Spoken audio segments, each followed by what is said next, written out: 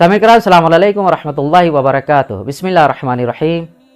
معرفِ قرآن کے عنوان سے آج کا ہمارا موضوع ہے قرآن مجید آخری آسمانی کتاب کیوں؟ اس سوال کے جواب میں علماء نے متعدد جواب کو پیش کیا، جس میں سے سب سے قابل قبول جواب جو لوگوں کے یہاں بھی مقبول ہے وہ یہ ہے کہ قرآن مجید ایک ایسی واحد کتاب ہے کہ جس میں کوئی تحریف نہیں ہوئی ہے۔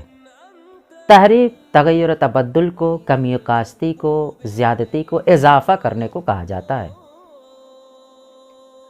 اور قرآن مجید سے پہلے جتنی بھی آسمانی کتابیں تھیں، چاہے وہ توریت ہو، زبور ہو، انجیل ہو، سب کے سب تحریف شدہ ہیں، یعنی اس میں تغیر و تبدل کیا گیا ہے، اس میں کمی کاستی کی گئی ہے، اپنی طرف سے کچھ باتوں کا اضافہ کیا گیا ہے۔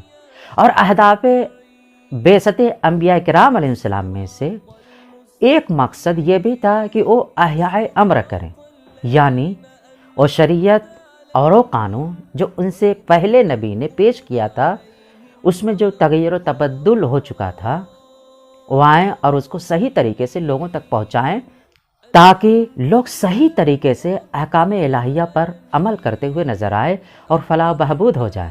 قرآن مجید ایک ایسی واحد کتاب ہے کہ جس میں کوئی تحریف نہیں ہوئی ہے، یعنی کوئی کمی و کاستی، تغیر و تبدل اور اس میں اضافہ نہیں کیا گیا ہے، اور اسی وجہ سے قرآن مجید کو آخری آسمانی کتاب قرار دیا گیا ہے۔ اور کیوں نہ ہو، جس کتاب کی ذمہ داری خود خداوند متعال کی ذات والا نے لی ہو تو وہ کیسے تحریف ہو سکتی ہے؟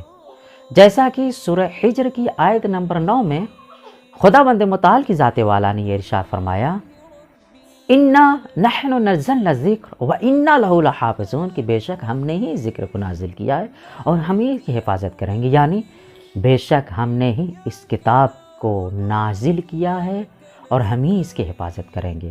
اور ظاہر سی بات ہے، جس کتاب کی حفاظت کی ذمہ داری خداوند متعال کی ذات والا نے لے لیا ہو، خالق کائنات نے لے لیا ہو، اس میں اب کوئی تحریف، تغیر و تبدل نہیں کر سکتا، اور اسی وجہ سے اسے آخری آسمانی کتاب قرار دیا گیا ہے۔ آخر میں دعا گو ہے خداوند متعال ہمیں اس آخری آسمانی کتاب پر بنحو احسن و اکمل عمل کرنے کی توفیق عنایت فرمائے۔ وآخر دعوانا الحمد للہ رب العالمین۔